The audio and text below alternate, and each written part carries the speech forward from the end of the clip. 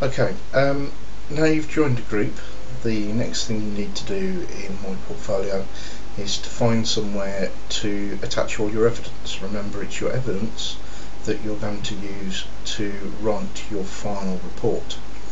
And there are two forms of evidence I think you can use.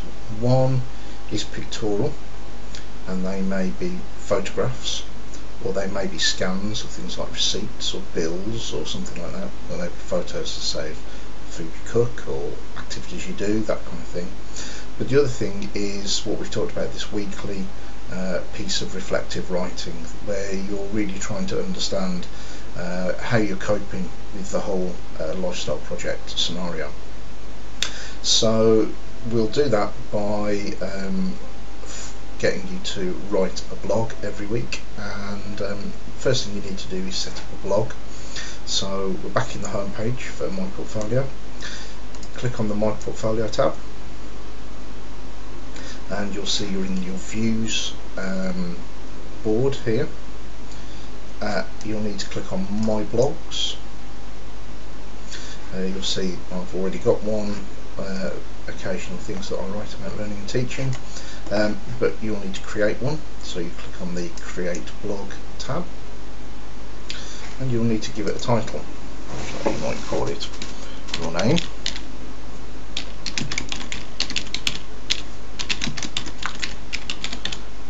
lifestyle project. You don't necessarily have to give it a description or give it any tags, but you can just create it.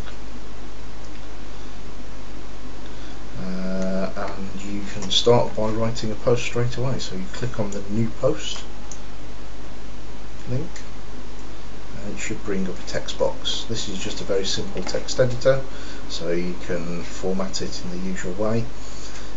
The important thing with any blog post is to click on the Save button. As you can see, you can attach files if you want, and lots of other things. But, and I can't stress this enough, please click on Save, otherwise all your writing will go. So let's start entry. I think I've got first attempt, and I'm going to put it post,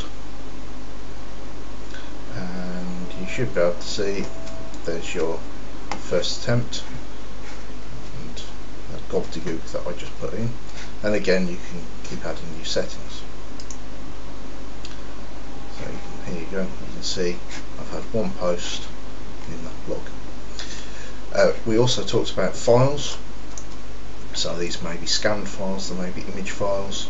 This is what you do, you click on the My Files tab, you must click here for yes, and then you can browse for your file. Let's have a look in documents, let's look in my pictures.